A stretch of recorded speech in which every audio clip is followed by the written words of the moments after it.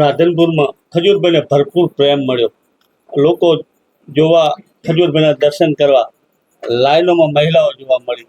શું કહેવા માંગે છે? બપોરે 1 વાગ્યાનો સમય હતો અને મને હું ક્યારે એક્સપેક્ટેશન કોઈ વસ્તુથી રાખતો નથી.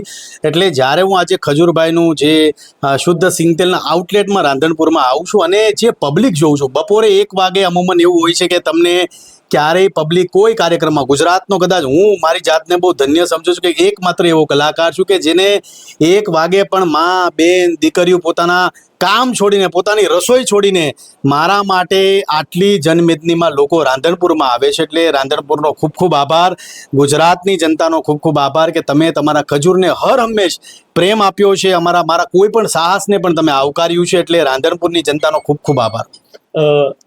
આ વિસ્તારમાં આવ્યા, આટલો પ્રેમ જોવા મળ્યો. આપનું સિંગતેલ પણ આપણે બજારમાં મૂક્યું છે, તો આ વિસ્તારની જનતાને શું સંદેશો આપવા માંગો? બસ આ વિસ્તારની જનતાનો એ સંદેશ આપવા માંગુ છું કે થોડું ખાવ પણ સારું ખાવ. ખજૂરભાઈનું જે શુદ્ધ સિંગતેલ છે એ સિંગતેલના ઘણા ફાયદા છે. તમે કપાસિયા તેલ ખાવ છો કે પામોલી તેલ ખાવ છો, આપણી જનરેશને ક્યારેય સિંગતેલને પ્રાધાન્ય નથી આપ્યું. એટલે ગુજરાતની જનતાને, આપણી ગુજરાતીઓની જે આબોહવાને અનુકૂળ કોઈ તેલ હોય તો એ સિંગતેલ છે. એટલે એને સપોર્ટ કરો, એને પ્રેમ આપો. અને મારી ગણતરી હંમેશા એ જ રહી છે કે ગુજરાતની જનતા ફાસ્ટ ફૂડ છે, હોટલ છે, ઘર છે, મકાન છે, દુકાન છે, એ જગ્યા પર લોકો સિંગતેલની મહત્વતા સમજે અને શુદ્ધ સિંગતેલ પોતાના ઘરના રસોડામાં વાપરે. સોશિયલ મીડિયામાં ખજૂરભાઈનું મોટું નામ છે અને ખૂબ લોકો જોતા હોય છે. તો સોશિયલ મીડિયામાં ઘણી બધી સારી કન્ટેન્ટો આવતી હોય, ખરાબ પણ આવતી હોય છે. કેવી જોવી જોઈએ લોકોને?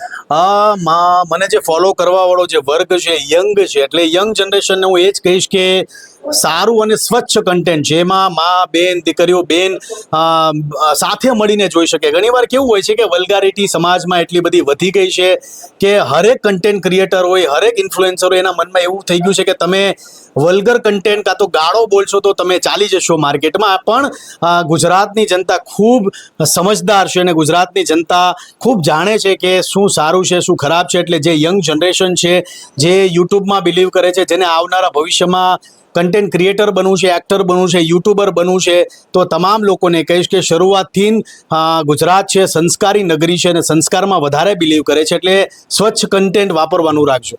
છેલ્લો શબ્દ ખજૂરભાઈ, કે ખજૂરભાઈને આ સેવા કરવાની પ્રેરણા ક્યાંથી મળી?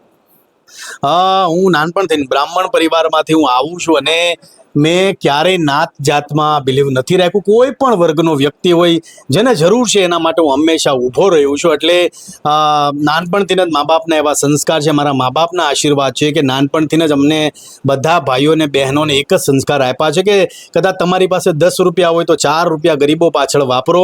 તમે કદાચ કોઈની પાછળ 10 રૂપિયામાંથી 4 રૂપિયા વાપરશો તો મહાદેવ તમને 10 ગણા આપશે. એટલે એ ભાવનાની સાથે નાનપણથી જ અમે બધા ભાઈઓ આવી જ પ્રેરણાથી આગળ વધી રહ્યા છે. એટલે મા બાપના આશીર્વાદથી અમે આગળ વધી રહ્યા છીએ.